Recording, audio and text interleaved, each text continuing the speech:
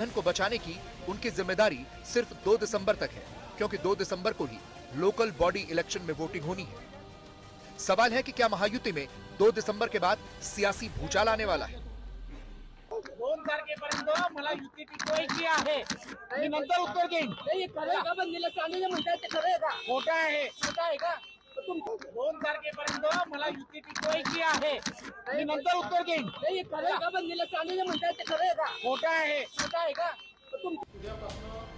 हालांकि बीजेपी शिवसेना के बीच चल रही तकरार के बावजूद डिप्टी सीएम और शिवसेना सुप्रीमो एकनाथ शिंदे कह रहे हैं कि हमारे गठबंधन का जोड़ पुराना और मजबूत है, इसलिए वो टूटेगा नहीं।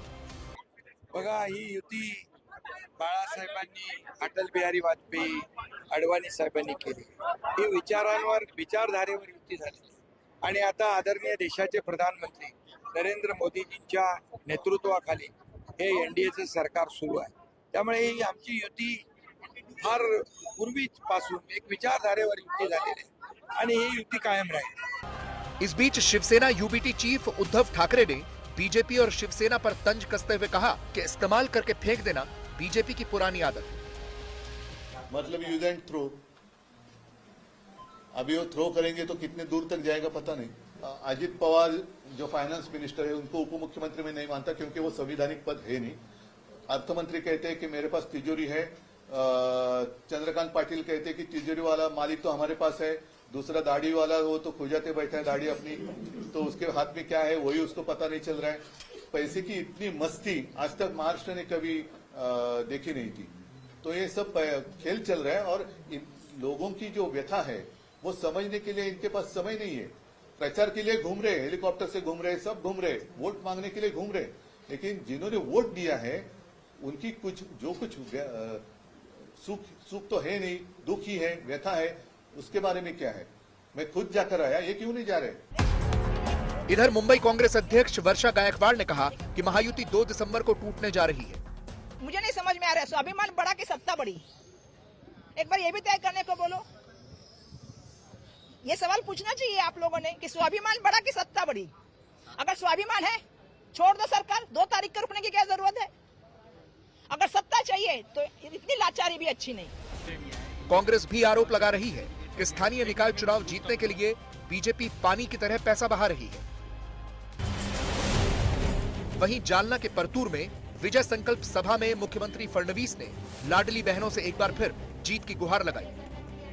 आता 1 वर्ष परवा आम्हाला निवडून येऊन झालं, लाडकी बहीण योजना चालूच आहे आणि माझ्या लाडक्या बहिणींना मी सांगतो, जोपर्यंत तुमचा देवाभाऊ मुख्यमंत्री आहे लाडकी बहीण योजना बंद होणार नाही, ती सुरूच राहील।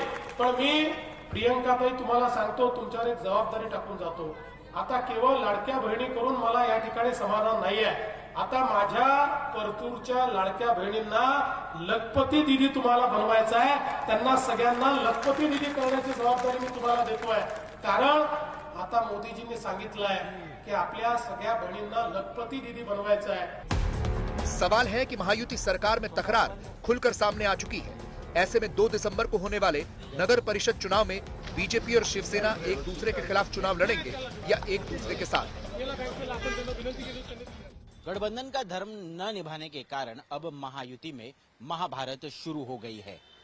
एकनाथ शिंदे की शिवसेना के कई सारे पदाधिकारियों को बीजेपी के महाराष्ट्र प्रदेश मुखिया रविंद्र चव्हाण ने फोड़ा और बीजेपी में शामिल कर लिया।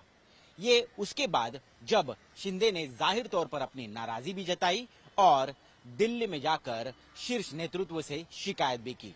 अब 2 दिसंबर का अल्टीमेटम बीजेपी के प्रदेश के मुखिया रविंद्र चव्हाण ने एकनाथ शिंदे को दिया है, क्योंकि 2 दिसंबर को स्थानीय निकाय चुनाव की वोटिंग होने वाली है।